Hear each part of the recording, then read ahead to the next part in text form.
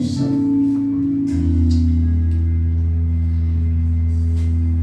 Habang hindi ka napanaman, pagpapagulan ng hamas at wagas mong pagsipahan. Habang walang kakayanan, masukrian ka ng mabuti sa lahat mong ginawa. Yakap mo ako sa aking karamihan, ibig mo ako nang di kayang tumbasan, O Diyos ng katarungan at katwiran na kahit minsa'y di na mahirap ng kabanalan, kalwalhatian. Salamat sa sugulang biyaya mo, O Diyos ng pag-ibig na mas malawak pa kaysa aking mga pagkakasala. Higit pa sa buhay ko, salamat sa sugulang biyaya mo. Salamat ang Diyos sa sukdulang biyaya. Habang hindi ka matapat, pagkukulan ng hawa at wagas mong pagpagsala. Yes, O God. Habang walang kakayanan, masuklian ka ng mabuti sa lahat mong ginawa. Niyakap mo ako sa aking karumihan, pinili mo ako nang di kayang tumbasan, O Diyos ng katarungan at katwiran na kahit minsa'y di na mahirap ang kabanalan, kalwalhatian. Salamat sa sugulang biyaya mo, O Diyos ng pag-ibig na mas malawak pa kaysa aking mga pagkakasala. Higit pa sa buhay ko, salamat sa sugulang biyaya mo. Yes, Lord. Hallelujah.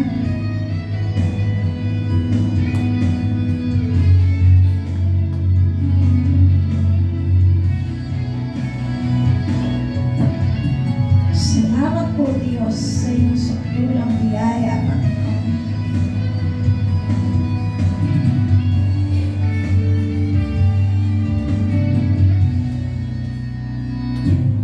Yakap mo ako sa aking karamihan, pinili mo ako nang di kayang tumbasan. Yakap mo ako sa aking karamihan, pinili mo ako nang di kayang tumbasan, O Diyos ng katarungan at katwiran na kahit minsa'y di na mahirap ang kabanalan, kalwalhatian.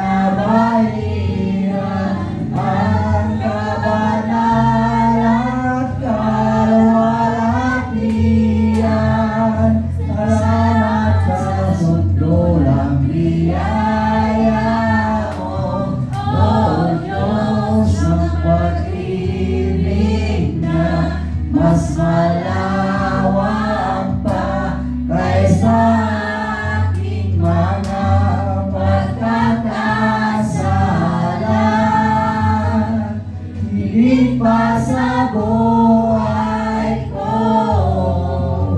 Salamat sa sulang biyaya mo. Yes, Lord. Hallelujah. Salamat sa sulang biyaya mo. Yes, Lord. Maraming salamat po sa iyong sulang biyaya sa aming mga buhay. Hindi man kami karapat-dapat, subalit kami ay pinaging dapat mo sapagkat ikaw ang aming Diyos na makatarungan at mapagmahal. Salamat sa patuloy na pagpapala, salamat sa patuloy na biyaya o Diyos na walang sukat paglagyan na pinagkakaloob mo sa iyong mga anak. Dinggin mo, Ama, ang aming mga panalangin. Ikaw, si Yahweh na Diyos naming makatarungan na aming pinaglilingkuran at sinasamba. Patuloy ka pong magbukas ng puso at isipan ng lahat na makakapakinig ng iyong mga salita. Itimo mo sa kanilang puso ang salita mo at makita po ito sa aming mga buhay. Bilang kami ay iyong mga anak, bilang kami ay iyong mga lingkod, iyong hinirang, tinawag, pinili mo upang patuloy na mapaglingkuran ka, maitaas ang dakila mong pangalan, maluwalhati ka o Diyos sa buhay ng bawat isa sa amin. Patuloy po kami sumasamba sa iyo at sa umagang ito, pangunahan mo po kami. Ikaw ang nangako, mayroong 2 o 3 nagkakatipo ng dahil sa iyong pangalan, ikaw ay naroon sa kanilang kalagitnaan. Kanina pa lamang sa aming awitin, sa aming pagpupuri sa iyo, ay pinadama mo na ang iyong presensya.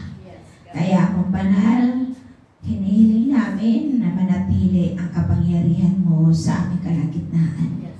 Magsalita ka, Banal na Espiritu. Ipadama mo ang iyong kapangyarihan, ang iyong presensya, ang kaluwalhatian mo, ay patuloy na lumukob sa bahay-sambahang mong ito. At magdulot ito ng kalakasan, katatagan sa aming buhay espiritual. Patuloy na magmingming ka sa aming mga buhay. Ikaw po, Diyos, ang siyang patuloy naming sasambahin, pasasalamatan at luluwalhatiin. Ito po ang aming samot panalangin sa pangalan ni Jesus. Amen. Amen. Lahat po ay makakaupo na. So, ayan. Sabi ko nga po, sa lahat ng mga may pagsubok, sa lahat ng mga may dinadanas na mga pain. Kasi diba, sabi ni Jesus, nanalangin siya eh. Ama, kung maaari sana, ilayo mo sa akin ang sarong ng pagdurusa. Subalit hindi ang kalooban ko ang masunod, kundi ang kalooban mo. Diba?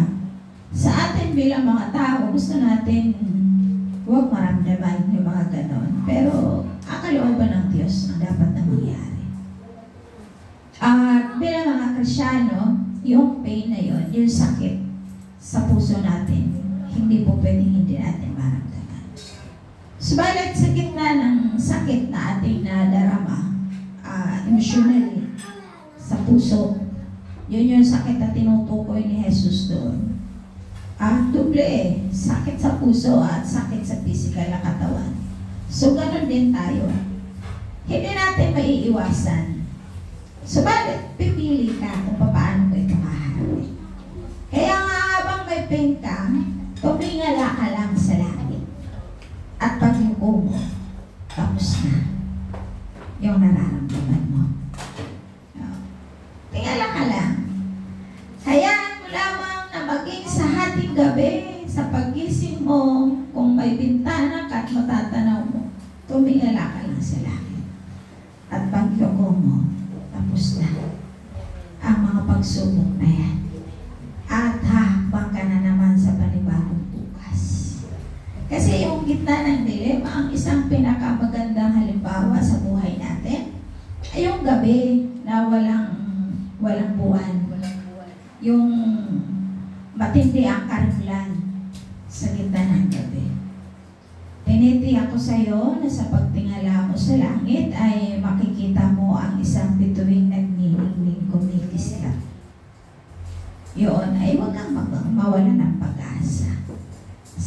ng dilim sa iyong paligid. Sapagkat merong kumikislap na liwanag sa gitna ng kadiliman at nagpapahiwatig ng isang panibagong tagumpay na merong nakatingin sa iyo. Yun yung tala na hinanap ng mga pantas. Sinilang siya sa iyong puso. At nung time na sinilang siya sa iyong puso, pagyabungin mo ito, ano man ang mangyari, gaano man kasakit, huwag mo siyang itatatwa. Huwag mo siyang tatalikuran. Manatili ka lang sa Kanya. Sapagkat, kung tatalikuran mo siya, lalong mapapariwara ang iyong buhay at lalong masasadla ka sa kapahamakan. Subalit kung yung sakit na yon ay dadamhin mo, nakatingala ka sa langit, titingnan mo sa gitna ng kadiliman ay merong bituin na kumikislap na nagbibigay ito sa iyo ng liwanag. Andito lang ako nasa langit. Tumingala ka lang sa langit. At pagyuko mo, tapos na. Diba? May lakas ka na, may tatag ka na.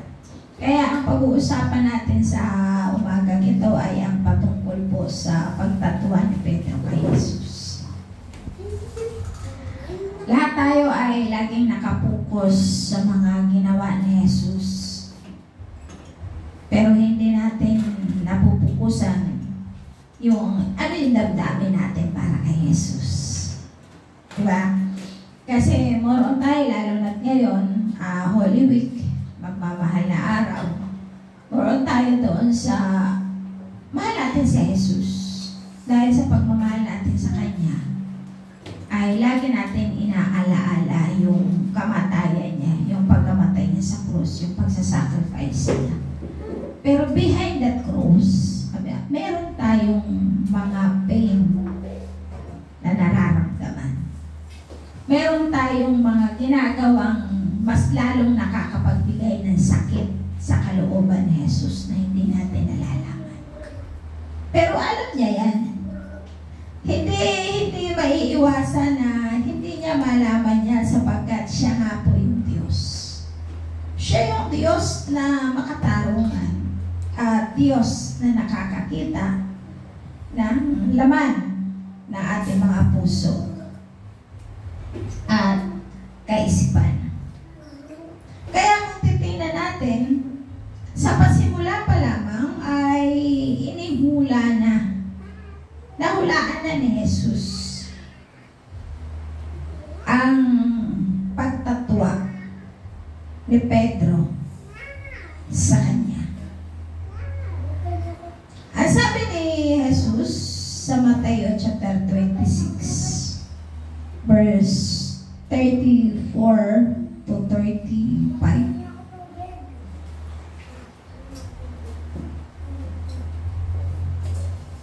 Tandaan mo, sabi ni Jesus, sa gabi rin ito, bago tumilaok ang manok, makatatlo mo ako itatatwa. Pakinggan niyo po yung gusto kong basahin from verse 31 to Basahin ko muna verse 31.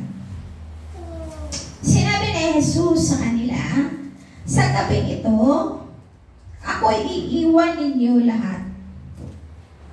Kaya nasasaad sa kasulatan, papatayin ko ang pastol at mangangalat ang mga tupa. Ngunit, pagkatapos na ako'y muling mabuhay, mauuna ako sa inyo sa Galilea. Sumagot si Pedro. Ito yung lagi nating katwiran Kahit na po iwan kayo ng lahat, hindi ko kayo iiwan. Sabi ni Pedro. Sabi ni Jesus, tandaan mo. Sabi ni Jesus sa gabi rin ito, bago tumilaok ang manok, makatlo mo ako itatatwa. Ngunit, matigas na sinabi ni Pedro, kahit na ako'y patayin, kahit na ako patayin, kasama ninyo ako. ninyo, kahit na ako patayin kasama ninyo, hindi ko kayo iiwan. Gayon din ang sinabi ng lahat ng mga alagad. Parang sa isang tao, no, sa isang pastol, kumbaga, parang ang sarap pakinggan at ang sarap sa pakiramdam na merong naninindigan para sa iyo. Na maging buhay man niya ay kaya niyang ibigay. Pero nagsabi na si Jesus na itatatuwa mo ako. Hindi niya pinakinggan. So bago tumilaok ng ikatlo, ang manok ay itatatuwa mo ko. Pero nanindigan siya. Sabi niya, kahit ako'y patayin na kasama ninyo, hindi kita iiwan. Sabi ng gano'n ni Pedro. Diba parang siguro time lang yun na nagsasalita siya dahil wala pa siya doon sa sitwasyon. Kaya nga, ang tao, hindi ka dapat magsalita laban sa kung kanino pa man, sa kung ano ang iyong nakikita, sa kung ano ang iyong naririnig na ikukonclude mo sapagkat wala ka sa kanyang sitwasyon. Diba? Wala ka pa daw sa sitwasyon eh. Kaya si Pedro ay ang lakas ng loob na magsalita. At hindi naman si Pedro, ang sabi niya sa verse 35. Ngunit matigas na sinabi ni Pedro, kahit na ako patayin kasama ninyo, hindi ko kayo itatatuwa. Gayon din ang sinabi ng lahat ng mga alagad. Kahit na ako'y patayin na kasama ninyo, hindi ko kayo itatatuwa. Pero matindi ang kalungkutan. Kung iisipin mo, di ba? Yung time lang na nandoon na siya, na nililitis na ni Pilato at marami ng mga tao na nakatingin sa kanya. Makikita natin na lahat ng tao ay sinusumpa siya. Lahat ng tao ay sinusumpa siya para patayin. Lalo na nung time na piyesta sa kanila eh. At ang sabi ni Pilato, dahil winarningan si Pilato ng asawa sapagkat na naging. Ang sabi ng asawa, huwag kang makialam sa taong yan sapagkat yan ay walang kasalanan. Sabi ng asawa ni Pilato. Subalit wala naman siya magagawa eh. Kahit hindi niya kahit alisin niya yung hatol, wala siyang magagawa kasi tinakda. Kaya nga anong nangyari, di ba? Naghugas siya ng kamay. Marami kasi mga tao na nagiging, pagdating sa judgment, pagdating doon sa, naipasubo ka na, maghuhugas na siya ng kamay, wala siyang kinalaman. Pero siya yung punot dulo ng pangyayari. Kung bakit ang isang tao ay napahamak. Diba nakakalungkot? Subalit, si Pilato ay naghugas talaga siya ng kamay. Ipinakita sa buong Kalipunan. At kung titingnan natin, anong sabi ng Bible, di ba? Merong palalayain na dalawa. Ay isa sa tuwing piyesta.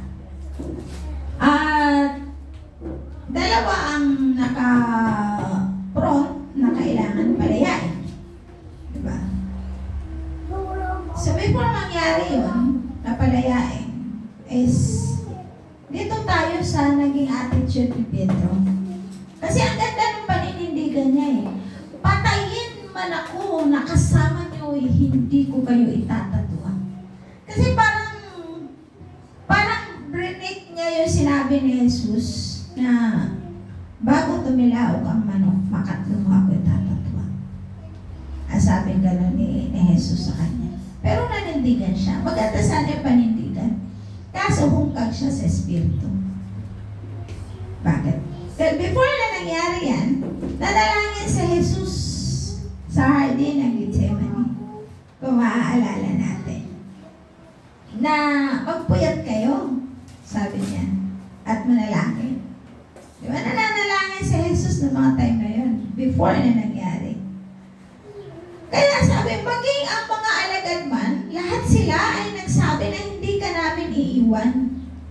Hindi ka namin tatalikuran. Mamamatay kami na kasama mo. Maraming ganon sa magkakaibigan.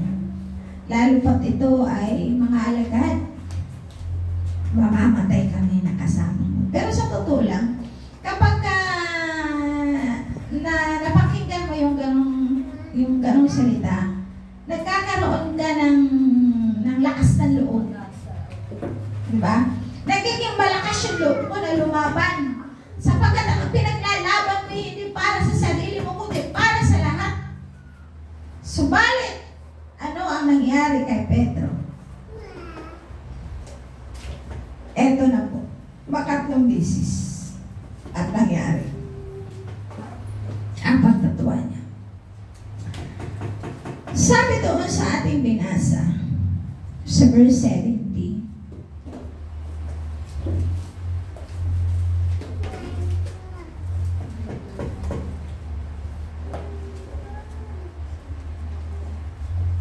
ngunit, 69 muna, basahin natin. From 69 to 75. Kasi ito yung pinakapunto ng ating pag-uusapan ngayon. Mateo chapter 26 from verse 69 to 75. Ito po yung ating pinaka-highlight ng ating pinag-uusapan. Ang pagtatuwa ni Pedro kay Jesus. Samantala, si Pedro ay nakaupo sa patio. Nilapitan siya ng isang alilang babae at ang sabi, "Kasama ka ni Jesus na taga Galilea, hindi ba?" Eto na, sumagot siya. Ngunit itinanggi niya ito sa harapan ng lahat. "Wala akong nalalaman sa sinasabi mo. Wala akong nalalaman sa sinasabi mo." Unang pagtanggi. Unang pagtatuwa.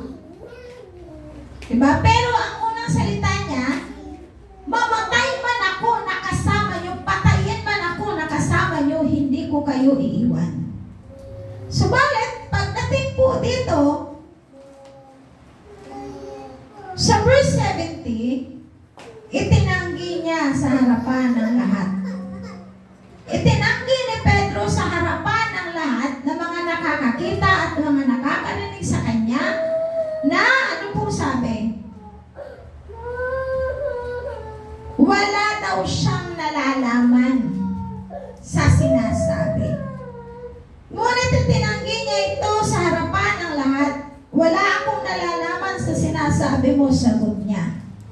Yun yung una. Pangatlo, sabi niya, sinusumpa ko, hindi ko nakikilala ang taong iyan.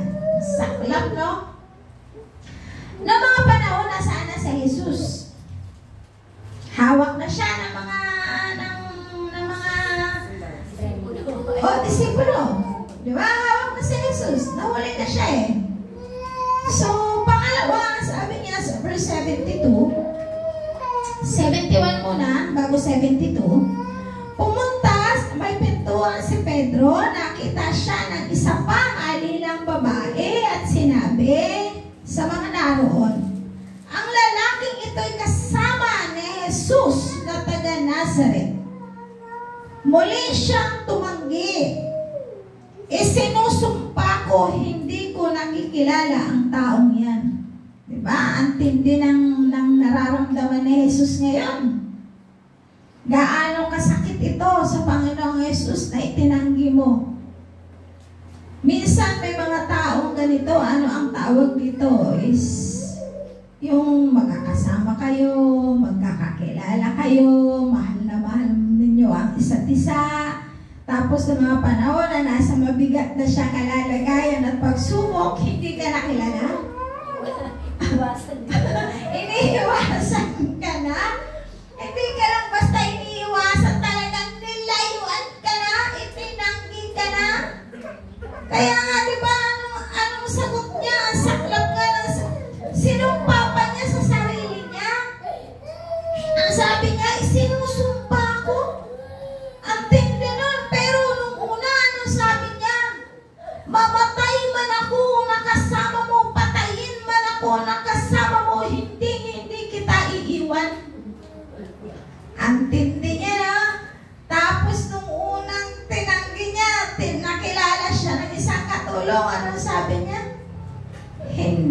siya kilala.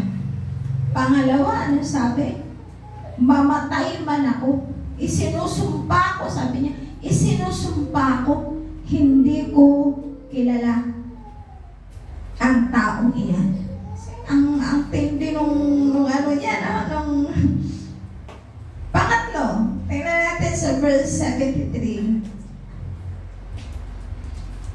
Maya-maya ay lumapit kay Pedro ang mga naroon, sinabi nila, isa ka nga sa kanila. Nakikilala sa iyong pagsasalita. Nakikilala sa iyong pagsasalita. Isa ka nga sa kanila, nakikilala sa iyong pagsasalita. Ibig sabihin, pananalita pa lang, kilala ka na. So, wala pala tayong maitatanggi naman talaga. Maliwanag na nagsinungaling si Pedro kasi kung ikaw ay lingkod ng Diyos, lingkod ni Jesus, sa pananalita pa lang, na-identify ka. Ba't kailangan mo pang magsinungaling? Diba? So, yun yung tunay na alagad. Diba? Identify ka na ikaw. Subalit anong sabi niya ni Jesus, ni Pedro? Ang sabi ni Pedro, mamatay man ako, tanging hindi ko nakikilala ang taong iyan, sagot ni Pedro. Bigata na. Mamatay man ako, tanging hindi ko nakikilala ang taong iyan. So, paano niya nabigkas yung pagtatwa kay Jesus? Una, tinanggi sa harapan ng lahat. Pangalawa, isinusumpa ko, hindi ko nakikilala ang taong iyan. Pangatlo, mamatay man ako, hindi ko kilala ang taong iyan. Ang sakit nun! Kaya sa totoo lang, ang Panginoong Jesucristo, hindi lang basta-basta sakit ang naranasan niya, ang naramdaman niya. Yung mga taong pinagkakatiwalaan niya, yung mga taong inaasahan niya na makakasama niya dahil nanindigan sa kanya, bagaman alam niya at kilala niya. Diba? Si Jesus, nung malapit na siyang hulihin, nagsabi na pero alam ni Jesus ang mangyayari sa lahat ng kanyang mga alagad. Tahimik lang siya. Pero ng mga panahon na malapit na siya, diniretsa na niya si Pedro. Diba yung last niya sa Last Supper? Tatrahidorin siya. At yun, ang taong yun, ang magiging dahilan ng kanyang kamatayan. Mismo sinasabi ni Jesus. Pero tingnan natin, ang sarap munang pakinggan noong time na magkakasama tayo. Magkakasama sila ni Jesus. Mamatay man ako, nakasama mo. Ibig sabihin, pinakikita lang dito na ang tao ay walang paninindigan.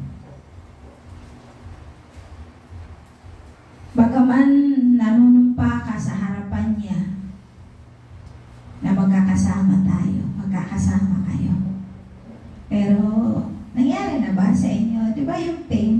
Sakit yun kaya nga, hindi mo maiiwasan yung sakit ng iyong kalooban na iyong mararamdaman.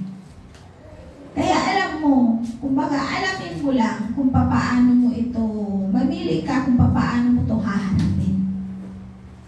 Pero si Jesus, hinarap niya. Bago mangyari ang lahat, hinarap niya. Alam niya, nararamdaman niya. Kaya ang ginawa niya ay punong-puno siya ng panalangin. Kaya niya napagtagumpayan. Kaya nga sa Garden ng Gethsemane, ilang part po ang kanyang panalangin. Naalala niyo, di ba? Pinanalangin niya ang kanyang sarili. Pinanalangin niya ang kanyang mga alagad. Pinanalangin niya ang bawat mananampalataya. Sapagkat nahuhulat na sasaad sa kasulatan, napapatayin ang pastol at mga ngalat ng mga tupa. Na parang wala nang mag-scatter, parang wala nang mag-aalaga. Kaya nakakalungkot. Alam niyo ba,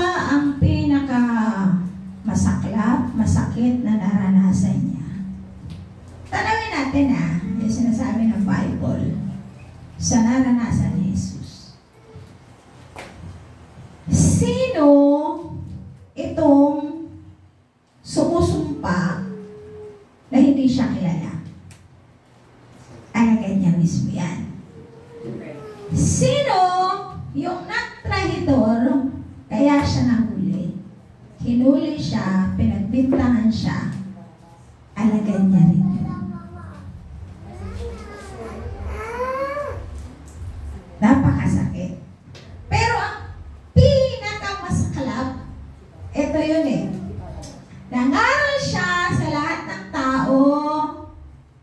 Di bali sana na isumpa siya ng mga tao dahil hindi naman siya totally nakasama nito araw-araw at oras-oras Pero yung mga alagad, kasama sila araw-araw, oras-oras, kasama sila ni Jesus. Maging sa bawat patak ng luha ni Jesus ay nakikita nila yun sa sakripisyo. Noong mga panahon na si Jesus ay nililitis na, matindi yung impluensya kasi ng mga Romano noong araw. Sa Bible sa Bible makikita niyo. Kinausap ng mga Pariseo at ng mga Saduceo yung mga tao. At may part pa nga doon na binayaran para lang ang purpose ng kanilang pagbayad ay kailangan ang piliin nila na palayain ay si Barbas. Jesus Barbas ang tawag doon. At ang sabi ganon, kailangan, yun ang instruction syempre may pera, di ba? Kaya susunod yung mga tao. Dahil, ito yung masaklap na katotohanan na nangyayari sa atin sa sanlibutan. Kahit pagdating ng eleksyon, yung tapat ka sa kanya, yung bang gusto mo siya yung iluluklok mo, tapos yung kalaban mo ay nagbayad ng pera sa'yo, hindi mo na nakita yung katapatan mo sa kanya, yung kabutihang nagawa niya sa'yo, dahil ang nakita mo na yung pera. Di ba? Madalas yan nangyayari yan dito sa atin. Nung panahon ni Jesus, ganun din po ang nangyari. Dahil nung mga panahon na yon, nung tinawag, marami ng mga tao na nandiyan sa harapan dahil palalayain ang isang bilanggo ayon sa kanilang kaugalian. At ang sabi ng gano'n, so kinakailangan magpalaya tayo ng bilanggo. Sa right ni Pilato, gusto niyang palayain si Jesus sapagkat wala naman talagang kasalanan at winaningan siya ng asawa. Pero napakalat na yung si Jesus ang piliin yung mamatay at si Barabas ang kailangang makalaya. Diba? So dahil sa sobrang layo na, dami na ng mga tao na tinatanong, kasi kumbaga parang people power siya nangyari. Yung paghatol ay hindi ginawa sa kamay ni Pilato, kundi ang paghatol ay pinaubayanan niya sa taong bayan. Di alam ni Pilato na na-impluensyahan na pala ang taong bayan. Alam na ng taong bayan kung sino ang isisigaw nila na palayain. Alam na ng taong bayan kung sino yung ipapako sa krus, papatayin. Alam na ng taong bayan kung sino ang palalayain sapagkat malakas na ang impluensya. Kaya grabe ang sakit ng kalooban. Hindi pa man nasasaktan si Jesus sa kanyang physical na katawan, pero ang damdamin niya ay sobra-sobra na ang sakit na kanyang nararamdaman. Dahil nung panahon na yun na nagtatanong si Pilato na ngayon ay meron tayong palalayain ayon sa ating kaugalian, at ang isa ay naririto ang dalawang bilanggo at mamimili kayo kung sino ang nais yung palayain. Sino ang dapat ninyong palayain? Si Jesus ba na tinawag na Kristo at hari ng mga Hudyo? O si Barabas na isang kriminal at mamamatay tao? Lahat ng kasalanan na kay Barabas eh. Diba kaya siya nabilanggo? At talagang nakabilanggo talaga si Barabas. Sino ang palalayain sa kanilang dalawa? Diba nagsigawan yung mga tao? Si Barabas. Samantala na-identify na si Jesus. Si Jesus ang hari ng mga Hudyo. Diba? Wala siyang kasalanan. Wala akong nakitang kasalanan. Sabi ni Pilato. So, anong sabi ng mga tao? Nagsigawan sila. Kasi yun yung impluensya, yung turo eh. Si Barabas ang palalayain. Ngayon, sabi niya, sabi ni Pilato, sino ang papatayin? Si Jesus, sabi ng mga tao. Ano ang gagawin sa taong ito? Tinuturo si Jesus. Kasi pinalaya na si Barabas. Ano ang gagawin sa taong ito? Ipako sa krus. Diba? Sabi ng mga tao, basahin yung Biblia, ipako siya sa krus. Ipako siya sa krus. Ipako siya sa krus. So lahat ng tao sumisigaw. Dahil sa sobrang layo na ng mga tao at hindi na kayang marinig ang kanilang mga tinig sa harapan, sa stage, na kung saan ay kinaroroonan ng mga general at ni Pilato. So kaya ang ginagawa ng mga tao sa halip na sumigaw dahil hindi na kaya marinig, hindi na makakaabot sa kanila ang tinig. Kaya ang mga tao ay umaksyon na lang. Ipako siya sa krus. Basahin niyo mabuti. Ipako siya sa krus. Ipako siya sa krus. Ipako siya sa krus. Saklap na. Kaya merong mga tao na akala nila banal yung ginagawa nila. Pag dumadaan ang simbahan nila, anong ginagawa?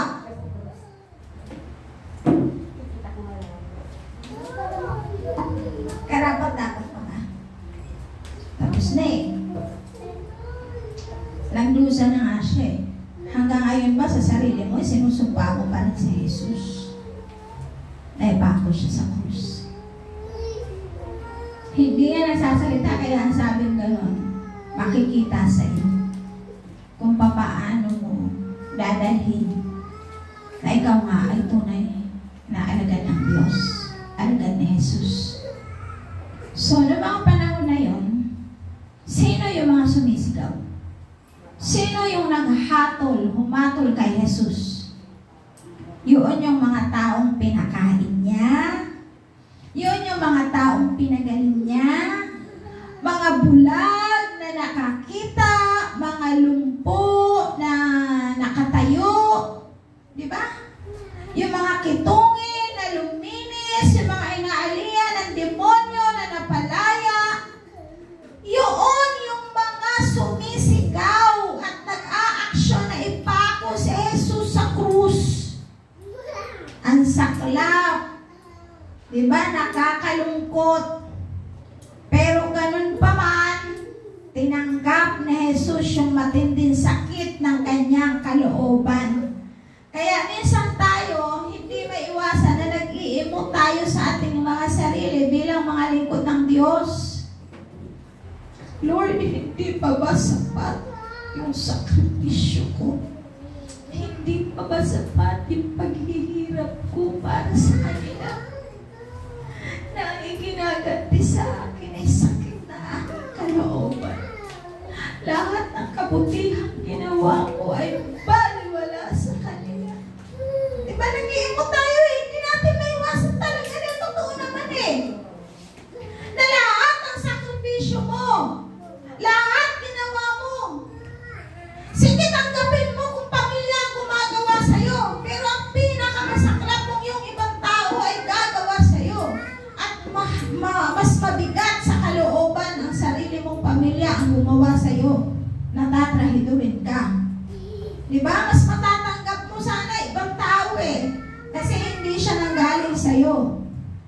Naging kaibigan mo lang siya nang ganun ka na. Diba? Sasaktan ka, physically, emotionally. Pero, ang sabi, Diyos, mamili ka kung paano mo dadalhin, tatanggapin, at haharapin yung pain, yung sakit na nararamdaman mo. Kasi sa mga magkakaibigan, minsan, lahat ultimong hininga mo, alam ng best friend mo. Diba? Isang pinggan kayo, o diba? Isang baso kayo, kasi best friend mo, lahat ng kaibuturan, ang laman, ang puso mo, sinasabi mo sa kanya, na halos lahat at titiwala sa'yo, kunting sakit lang, pati magulang mo, pati nanay mo, pati kapatid mo, pag may nararamdaman, naririnig ka sa kanila na nasasaktan ka, saan mo sasabihin? Doon sa best friend mo. Dumating yung panahon, trinahidor ka ng best friend mo. Oh, diba? Lahat ng lihim mo, ibinulgar ngayon ng best friend mo. Oh, mag-best friend pa ba kayo? Hindi na. Diba? So, paano mo dadamhin yung sakit na yun? Ito yun may ginawa si Pedro. Si Pedro naman, matindi yung sakit na naramdaman niya. Dahil para siyang nilukuban ng kapangyarihan ng Diyos nang ma-realize niya na nagkasala siya. Sana ganito lahat ng tao. Katulad naman ni Pedro ang lahat. Na sa once na nagkamali ka, at itatakda ng Diyos. Andun yung matinding pagsisisi. Kasi diba, mula sa Jesus, at ang sabi gano'n, ang pagsisisi ni Pedro sa lahat ng kanyang ginawa. Kasi matindi yung panunumpa niya eh. Ano sabi? Sa verse 75, ang sabi niya, at naalala ni Pedro ang sabi ni Jesus bago tumilaok ang manok, makaikatlo mo akong itatatuwa. Lumabas siya at nanangis ng buong kapaitan. Kasi sabi sa verse 75, mamatay man ako, talagang hindi ko nakikilala ang taong iyan, sagot ni Pedro. At yung huling salita niya na mamatay man ako ay nagkatugma doon sa pangako niya kay Jesus na kasama mo man akong patayin, hindi kita iiwan. Pagdating sa pangatlo, mamatay man ako, hindi ko kilala ang taong yan. Saan ka ba talaga doon? Diba? Kaya kailangan yung pananalita mo, meron kang paninindigan at dapat na mabago sa buhay natin ito. Nagkatugma siya eh. So, anong nangyari? Biglang tumilaok ang manok. Kaya nga, diba, sabi nyo nga kanina, lahat yung nangyayari sa atin ay may purpose. Lahat ng nilikha ng Diyos sa mundong ito ay may purpose. May dahilan. Kahit mga insekto yan, kahit mga hayop yan, may mga dahilan yan. May mga paggagamitan ng Diyos dyan. Di ho ba? Kagaya ng butiki. O akala natin ang butiki, ganun-ganun lang yan. Ang butiki, tandaan nyo, kapag narinig ninyo ang tunog ng butiki sa may tapat na pintuan ninyo, may bisita kayong darating na hindi nyo inaasahan. Ano ba? Pag gumano na ang butiki, ng 3 beses, mag-isip kayo. May darating kang bisita na hindi mo may purpose pinaalam sa'yo, mahal ka ng Diyos. Kasi hayop man yan, insekto man yan, ay gagamitin yan upang ipaunawa sa'yo ang mangyayari sa hinaharap. Diba?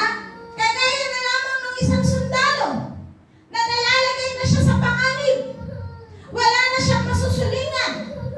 Tumatakbo siya, hinahabol siya dahil nakupkup na kanilang kota at nakatakas siya.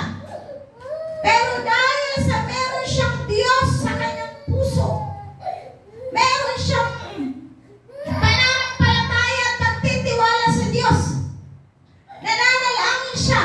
Tumakbo siya, tumakas siya. Habang siya ay nahabol ng mga kalaban. At merong isang abandonadong bahay na halos sira-sira na. Pumasok siya roon. At pagpasok niya roon ay merong isang kwarto siyang natanaw. Pumasok siya doon sa isang kwarto at doon ay lumuhod siya at nanalangin. Panginoon, tulungan mo ako, iligtas mo ako sapagkat ako ipapatayin ng aking mga kaaway. Ikaw ang siyang magliligtas sa akin. Hinihingi ko po sa iyo, O Diyos, ang kaligtasan na makauwi ako sa aking pamilya ng buhay. Mananalangin siya.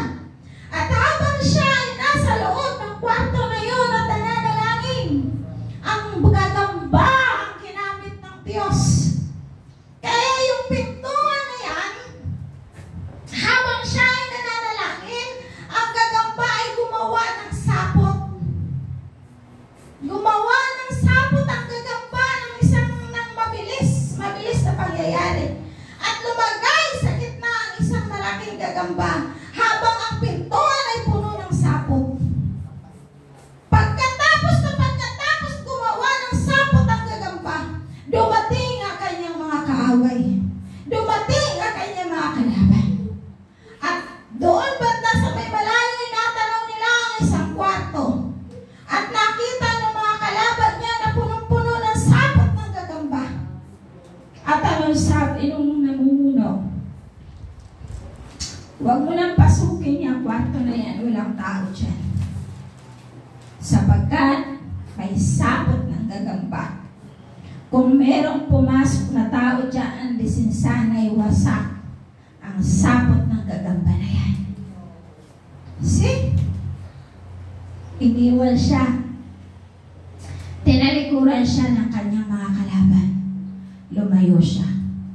At makalipas ang ilang oras, may helicopter na dumating upang siya isang luluhan. See? Sino ang nagligtas sa kanya? Sa ganong oras, sa ganong pangyayari. Kaya lahat ng mga insekto na yan, merong gamit yan, kaya yan nilikha ng Diyos. So yung gagamba, ginamit ng Diyos. Ano ang ginamit kay Pedro upang ma-realize ni Pedro ang kanyang pagkakasala at sa kaagad-agad ay manumbalik siya sa Diyos? Hindi dapat na manatili si Pedro sa kanyang pagkakasala sa mabigat na kasalanan kanyang pinasok. Dahil mahal na Jesus si Pedro at ito ay kanyang alagad. Alam niyo, before na nangyari yan, nagtanong muna sa Jesus. Kayo, anong sabi ng mga tao? O di ba, sabi niya sa mga alagad, sabi ng mga alagad, kayo daw ay si Propeta, kayo daw ay si lahat si Elias. Subalit ibinalik na Jesus ang katanungan sa kanila. Kayo naman, ano ang masasabi ninyo sa akin? At sumagot si Pedro. Ano sabi ni Pedro? Kayo ang Kristo, ang kaisa-isang anak ng Diyos. See? Na-identify siya eh. So yung pagkilala ni Pedro sa pagka-Diyos ni Jesucristo ay natatakyan sa puso ni Jesus.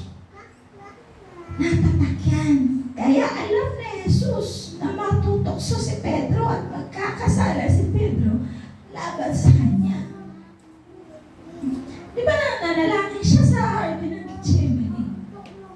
Iniwan niya yung tatlong alagad kasama si Pedro. Ang sabi ni Jesus, hanggang ngayon parang ba natutulog pa rin kayo? Hindi ba kayo makapagpuyat kahit isang oras man lamang para samahan ako sa panalangin? Diba sabi ni Jesus? Pero isang bagay ang tinatak ni Jesus sa ginawa ni Pedro, ang pagkilala ni Pedro na si Jesus ay anak ng Diyos. Itinatak. Kaya anong ginawa ni Jesus? Pedro, bago tumilaog ng tatlong, ang manok, bago tumilaog ang manok, makatot ng bisis mo ako itatatwa. See? manok yan. Kaya yung tilaok ng manok, bakit ang manok ay tumitilaok sa madaling araw? Upang ikaw ay gisingin sa iyong pagkakahimping. Ang akala natin ganun lang, ganun talaga ang manok. Itinakda ng Diyos yan upang gisingin ka. Baka ikaw ay nahihimping sa kasalanan. Physically nahihimping ka man. Gumising ka at ikaw ay manalangin sapagkat ito'y madaling araw na. Kaya alam natin at tandang-tanda po ng mga matatanda yan, maging sa probinsya, lalo't higit sa probinsya, na kapag ka ang manok ay tumilaok na, ito'y alas 3 na ng madaling araw, sapagkat noong mga panahon na yon, madaling araw po yan. Pagkatapos na manalangin ni Jesus sa hardin ng Getsemani, ano po ang nangyari? Diba, dumating si Judas kasama ang mga sundalo at hinuli si Jesus. At nung mga panahon na yun, habang kinakaladkad si Jesus, diba, napalayo na si Pedro at doon na nangyari na saan sa loob po ng isang gusali kung saan doon dinala si Jesus. At ang sabing ganun, habang nasa loob, nakilala siya ng mga alipin, mga alila, mga katulong na nakilala siya. Subalit 3 beses niya itinatwa si Jesus. Subalit ayaw ni Jesus na magpatuloy siya sa pagkakasala. Kaya manok man yan, ano man yan na ginawa at nilikha ng Diyos, gagamitin yan para sa iyo upang paalalahanan ka. Kaya nga tumilaok ang manok ng 3 beses at doon na-realize ni Pedro ang kanyang pagkakasala kay Jesus. Kaya anong sabi niya? Lumabas siya. Lumabas siya at nanangis ng buong kapaitan. Diba? Bakit may pangako kasi si Jesus? Tandaan po natin, nung time na kinilala ni Pedro si Jesus, may pangako si Jesus sa kanya. You, Peter, upon his rock, I will build my church. Kung pababayaan ni Jesus na si Pedro ay mananatili sa pagkakasala, paano mabubuo? Paano magagamit si Pedro sa kaharian ng Diyos? Paano magiging tunay na alagaan ni Jesus si Pedro kung mananatili sa pagkakasala? Kaya ginamit niya ang tilaok ng manok upang ma-realize ni Pedro na siya ay nagkasala. Kaya nung time na marinig ni Pedro ang tilaok ng manok, ang sabi ganun, lumabas siya. At paglabas niya, doon siya nanangis ng buong kapaitan. Kaya diba, anong nangyari? Pag sinabing buong kapaitan, naalala ko na naman yung sinabi ni Hari Ezekias.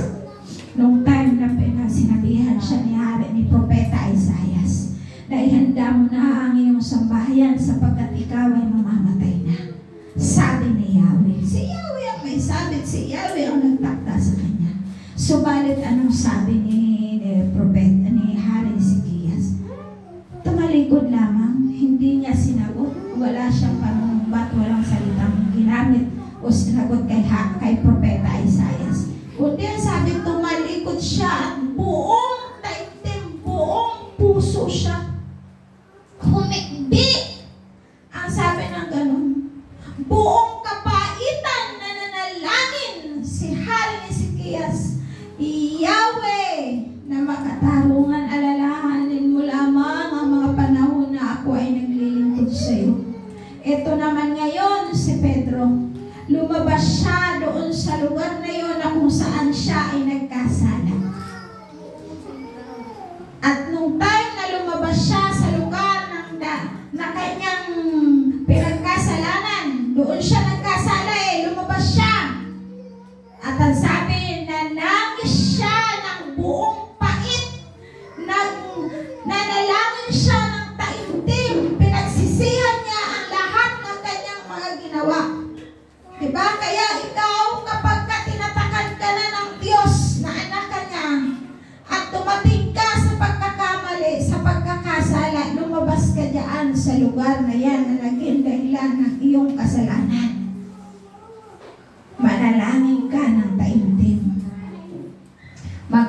ka sa Diyos. Magpatuloy ka sapagkat may plano ang Diyos sa iyo. Ayaw ng Diyos na manatili ka sa pagkakamali. Manatili ka sa pagkakasala. Kaya sabi niya sa sa chapter 26 verse 4, manalangin kayo sapagkat ang espiritu ay nakahanda, subalit mahina ang laman. Si Pedro, nang pinapanalangin siya ni Jesus, hindi siya nanalangin, bagkus natulog pa rin. Diba? Kasarapan ng tulog ng madaling araw. Kaya kayo kapag ginigising kayo ng alanganing oras na madaling araw, manalangin kayo. Samantalain nyo yung oras na ginising kayo ng Diyos. Kahit dyan ay alauna ng madaling araw, alas 2 ng madaling araw, biglaan na lang kayo nagigising. Gamitin mo yung oras na yun na ginising ka ng Diyos, ng Espiritu ng Diyos. At yung oras na yun, manalangin ka sapagkat nakikita ng Diyos na meron kang kakaharaping mabigat na pagsubok. Na bago mo harapin ang mga pagsubok na yan, ay meron kang lakas sa iyong buhay spiritual kung paano mo ito mapagtatagumpayan.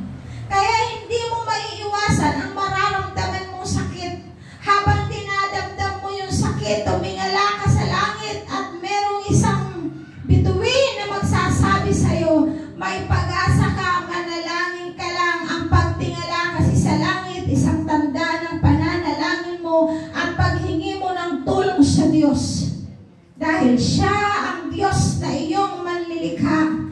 Makapangyarihan siya. Lahat ng bagay kapag ikaw ay nilagay na sa kamay ng Diyos, kailanman ay wala nang makakaalis sa iyo sa kanyang pangako. Tandaan mo lamang ang pagsunod ng buong puso at buong taimtim. Kaya nga si Pedro nakapanumbalik ng mabilis sapagkat lumabas siya sa kung saang lugar siya ay nagkasala. Kung saang lugar tinatuan niya si Jesus ay umalis siya doon at lumabas. At paglabas niya doon siya nagsisi. At anong sabi niya? Lumabas siya at nanangis ng buong kapaitan. Matindi ang pananangis ni Pedro. Tanda na kanyang pagsisisi buong buhay. Buong buhay niya inilagay niya doon sa kanyang pagsisisi. Sapagkat nagkatugma-tugma ang lahat ng mga pangyayari. Siguro kung hindi tumilawak ang manok, nananatili si Pedro sa pagkakasala. Subalit dahil sa minamahal ni Jesus si Pedro, minahal ng Diyos si Pedro, kaya ginamit ng Diyos ang pagtilawak ng manok upang gisingin siya sa kanyang diwa na kung saan ay napasok na ng kasalanan. Kaya ganun din, tandaan natin, ang salita ng Diyos ay patuloy niyang gagamitin. Lahat ng paraan ay gagamitin ng Diyos. Magising ka lamang sa katotohanan. Kaya kapag ikaw ay nagsimula sa paglilingkod sa Diyos, bigyan mo ng puwang, bigyan mo ng pagkakataon na paalalahanan ka ng Diyos sa pamamagitan ng ano pa mang bagay. Minsan nga mababasa mo na lang, tuwitin mo yan sa puso mo. Minsan may mga mapapanood kang istorya, titi mo sa puso mo. Mababasa mo sa Biblia, titi mo sa puso mo. Ito ay paggising ng Diyos. Ang manok ay pininahalimbawa lamang sa ating buhay na ang lahat ng bagay na nilikha ng Diyos dito sa sanlibutan ay meron siyang paggagamitan. Tandaan po natin yan, meron siyang paggagamitan. Kaya maging aware tayo sa pangungusap ng Diyos sa puso ng bawat isa sa atin. Kaya tandaan po natin, patuloy ang ating mga panalangin. Huwag kang manghihinawa sa panalangin sapagkat tayo ngayon ay nasa mga huling araw na at panahon. Ligligan na po tayo ngayon kung sino ang matitira sa pananampalataya. Kaya pray without ceasing, ang sabi nga ng Biblia. Yun ang tinuturo. Magpuyat kayo at manalangin, sabi ng Panginoong Jesus sa Mateo chapter 26. Sapagkat, verse 4, subalit mahina ang laman. Kaya manalangin. Ang laman pag tumira po sa atin ay puro yung kasalanan. Minsan, oras na ng panalangin, hindi ka nagpe-pray. At ang sabi, buong kapaitan ang dapat na panalangin sa ating mga puso upang ito ay agad na madinig ng Diyos at sumaklulo. Ang bilis ng pagbawi ng pagkakasala ni Pedro sapagkat buong buhay at pagkatao niya talagang iniyak niya, na-realize niya na siya ay nagkasala sa Diyos. Tayong lahat ay tumayo. Tayo po muli ay umawit sa Panginoon. Salamat po, Ama, sa iyong biyaya. Hallelujah! Dakila ka, O Diyos.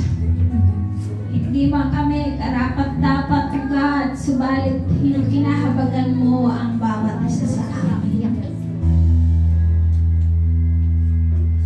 Oh, glory. Pagpagulan ng hawa, yes, Wagas mong pagsinta. habang walang kakayanas, masuklian ka ng mabuti sa lahat mong ginawa. Niyakap mo ako sa aking karunya. Hinilig mo ako nang di kayang tumpasan. Ang katarungan at katwiran na kahit minsan di kabahiran. Ang kawalan at karatiyan sa sobrang biyaya mo, O Diyos ng pag-ibig na mas malawak pa kaysa aming mga pagkakasala.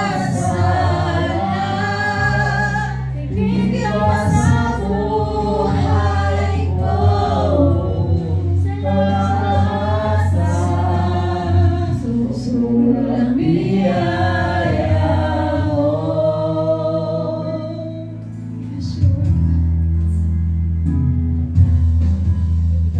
Habang hindi karapat-dapat, pagpagulan ng bahan at wagas mong pagsinta. Habang walang kakayanan, susuklian ka ng mabuti sa lahat mong ginawa. Siyakap mo ako sa aking karunyan. Hinilig mo ako nang di kayang tumpasan. O Diyos ng katarungan at katwiran na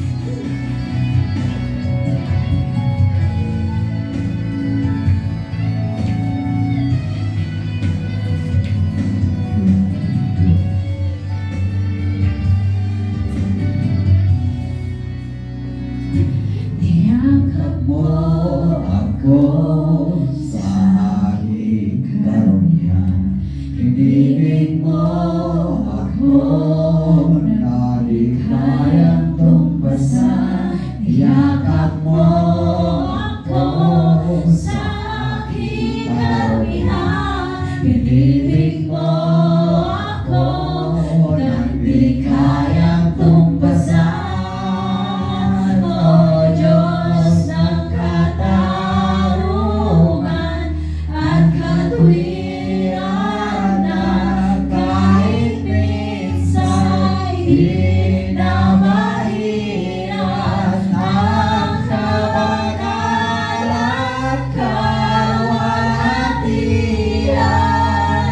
Salamat sa sukdo ng biyaya mo, O Diyos ng pag-ibig na mas malawak pa kaysa aking mga pagkakasala.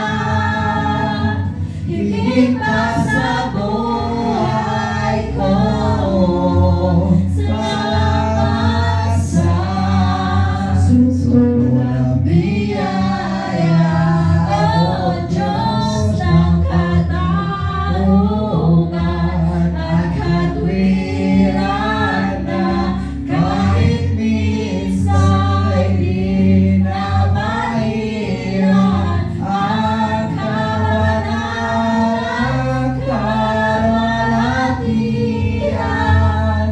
Salamat sa sukdo ng biyaya mo, O Diyos ng pag-ibig na mas malawak pa kaysa aking mga pagkakasala. Higit pa sa buhay ko, salamat sa sukdo ng biyaya mo. Salamat sa sukdo ng biyaya mo. Salamat po, Diyos. Hindi po kami karapat-dapat, Ama, sa iyong pag-ibig.